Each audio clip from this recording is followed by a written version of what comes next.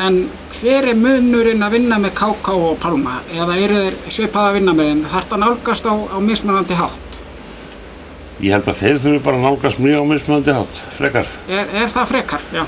Þeir eru náttúrulega mjög gjörólíkir en báðir alveg frábærir tónlistamenn. Þeir eru það. Annar bassaleikari og söngvari og veiðimaður. Og hinn trúbador af Guðsnáð og blúsari.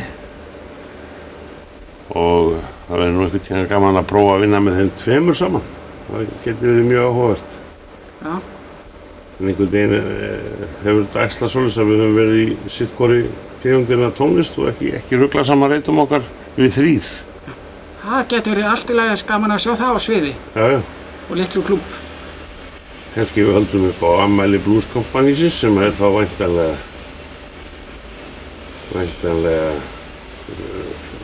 getur haldið upp á 40 ára afmæli á þessu ári. En hvað með tónlist? Hlustar á alla tónlist eða eitthvað tónlist í dag sem þú þolir ekki? Ég bara eins og þið, þú veist, maður ákveður þegar þú skrúa frá útvarpinu og þá ertu búin að ákveða það eftir 1 mínútu hvort þú nennir að hlusta eða ekki. Og það fullt af dóti sem ég nenni ekki að hlusta á. Og þá sit ég bara að diska á fyrir sjálf á mig, sko, ef það ekki að spila tónlist sem að... Ég vil bara hafa tónlist skemmtilega, alveg sama hvort það klassik, rock, jazz, blues, ég hafa það skemmtilega. Eru einhverjir artistar samt sem þú heldur upp á í dag, íslenskir eða erlendir? Já, margir. Einhver nafn sem þú heldur sérstaklega upp á? Hérna, á Íslandi? Já, bara þú veist. Ég held upp á Ray Charles til dæmis, hann miklu uppáldi hjá mér. Hann búið að gera honum góð skil undanfarið með kvikmynd og fleiru. Mér finnst gaman að Johnny Cash, Bob Dylan. Fórstu að sjá Bob Dylan í höllinni seinast? Nei, ég gerði það ekki. Ég hef oft orðið fyrir vonbrigðum þegar ég fer á tónleika vegna þess að ég fæ miklu betri sæti heima á mér stundum, sko, og ég vil betra hljóð. Og get hort á listamenn eins og Eric Clapton á einhverjum vellauna konsertum, sko, sem að koma kannski aldrei aftur. Þannig ég hef ekkert von á því að upplifa það sérstaklega að það sé betra að horfa á eitthvað live heldur en við bestu aðstæðan heima á sér. Það er náttúrulega allt annað að sitja í sófanum heima með þjóðstönguna og geta að hækka og lækka það vel. Já, mitt. En ég hef vorið oft fyrir vonbrigðum þegar ég fer á tónleika því ég hef ekki verið á réttum stað og ekki séð nógu vel og maður hefur ekki heyrt nógu vel og svona lent í leiðindum. En þegar vel tekst til þá er miklu meira gaman að vera að sjá eitthvað band spila live heldur en í gegnum digital. Það er önnur upplifun. Hvað samt með önnur áhugamál en tónlist? Ertu með einhver önnur áhugamál? Bíladellu eða... Já, ég er með það og les tölvöld mikið og svo ég er náttúrulega bíófrík. Sé allar góða myndir. Og svo er gaman að vera úti í náttúrunni. Ertu veiðimaður eins og Pálmi? Ég ekki lengur, ég hættur að það var gaman að því. Þannig, sko, ég ekki á sama skala á hann er nánast atvinnumaður. Ég er bara amatör, sko, það er gaman að dýfa færi kannski 2-3 ári. Jæja, Maggi, tónlistamenn sem þú hefur unnið með tíðina, þeir eru örugglega að skipta tugum ef ekki hundruðum. Eru einhverjir eftirminnilegir? Já, margir, menn sem eru farnir hérna eins og Guðmundur Ingólfsson, píanóleikari.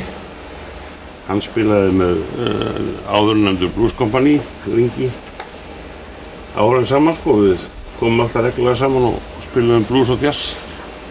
Hann var ógleymanlegur persónuleiki, margt skemmtilegt sem maður minnist í sambandi við hann og samstarfið við hann.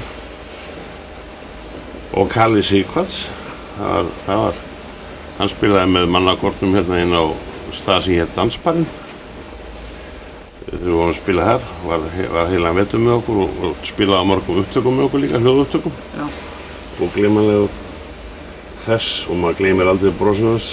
Var það ekki hann sem var alltaf á Hammondin? Jú, hann spilaði nú reyndar á píanó og hljómborðinu en Hammondin var hans hljóðfæri, sko. Alveg frá því að hann var hérna bara í Trúbrot. Já, það náttúrulega handbolleikurinn í Trúbrot, hann náttúrulega alveg fyrsta flokks. Alveg, og hann var líka í Þursabandinu. Já. Og Mannagóðnum og allir þessir hljómborðspartar hans eru ógleymanlegir. Hvað meðlagi talaðum hann Vilhjálm Vilhjálmsson. Við vorum ekki vissir vinninir, við vorum að tala saman daginn. Já. Er það Pálmi sem syngur Rónan eða er það Villi Vill? Rónan á Mannagóðnaflutinu? Já. Það er Pálmi Gunnarsson. Þetta hljóma nefnilega rosalega villalegt. Já, þegar Villi var að syngja með okkur á þessari flutu líka. Já, ég veit það. Og ég þorði ekki að sverja fyrir það að þetta væri Pálmi.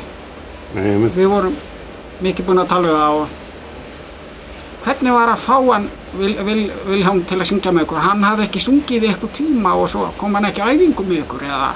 Nei, hann kom út í hljóðleita það því að Pálmi og hann voru kunningjar og vinir sko og Villi bjó rétt hjá hljóðleita á þessum tíma með henni Þóru og hann kom bara svona í heimsókn að kjafta við okkur og við vorum í einhverju upptöku og hugsaðum með okkur fáum Villa bara til að syngja þetta lag og það var lag í Rúm og tíma sem er titillagi á fyrstu plötun okkar hann syngur í því sko og ég var ofsalega hrifinn af því hvernig hann fór með það og hann var alveg þrumuformið til að syngja og betra form heldur en nokkur á okkur þannig að þá léti hann syngja líka Einbúan Ég bý í sveit Já, ég bý í sveit og sem er lag sem að ég notaði reyndar frænda minn sem fyrirmynd í textan sem hann bjóð svona einn á þeim tíma sko Það ok, Villi söng þetta og gerði þetta alveg svo herfóningi og ég man hvað maður var hissa hann söng allt í einu teiki eins og kallað eða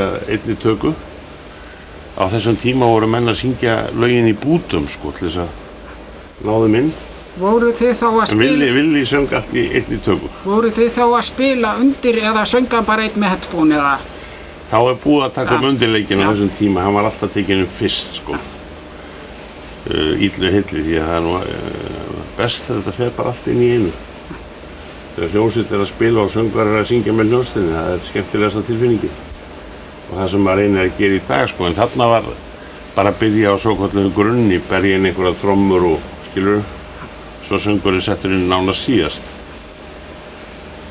Finnst þér skemmtilegra að vinna með digitaltæknina í stúdíói eða þarna þegar þið voru með gömlu teipinni? Ég held að það hafi hljómað öðruvísi það sem er sett á teipheldur en það sem er sett niður í stafrænt form. Það er vegna þess að það er einhver kompressjón eða hlýja í segulbandsupptökunum sem er ekki í þessum stafrænu eins og er. Ja. En ég er ekki neinum það að tölvurnar eiga eftir að ná þessum hljóm þegar það verða betri sko, það er alltaf að verða betri. Já, hvenær lærði þú á gítar? Ég byrjaði frekar seint að spila á gítar allir, ég hef ekki verið komið með fyrstu gripin svona nokkuð þegar 15 ára gamall. Og það var kunningi minn og æskuvinur Örn Kaldalón sem kom mér að stað og frænka mín Guðrún Axelsdóttir, móðursystir mín sem kunni nokkuð gripa gítar. Maður hirti það sem þetta fólk kunni og bætti svo við, fékk sér gítarkennslubók svo fór í tíma hjá gítarleikara sem hét Karl Liljandal. Hann kenndi mér svona hljómsveitar gítarleik og seinna lærði ég á klassíska gítar hjá Gunnari Jónssoni. Þetta er nú svona það sem maður gerir. Svo fór ég svolítið í tónlistarskólann í Reykjavík og lærði það tónfræði og tónheyrn og eitthvað svoleiðis. Ertu með eitthvað lokhorð sem þú vilt eiga við áhorfendur M-Komedia? Já, ég vil segja það að það er náttúrulega mikil gæfa að fá að vinna með svona frábæru tónlistafólki eins og ég hef fengið að gera og sjálfsagt aðal út af því að ég hef verið að semja lög og texta og geta stjórna því svolítið sjálfur hverjum ég vinn með. Svo er líka mikilvægt alltaf fjölskyldan fyrir bæði mig og aðra ykkur og ég þakka konunni minni heitinni, Elsu, fyrir hennar mikla stuðningi gegnum áratugi sko. Svo er líka þakkláttur strákunum mínum fyrir skilning og stuðning, sonum mínu 3.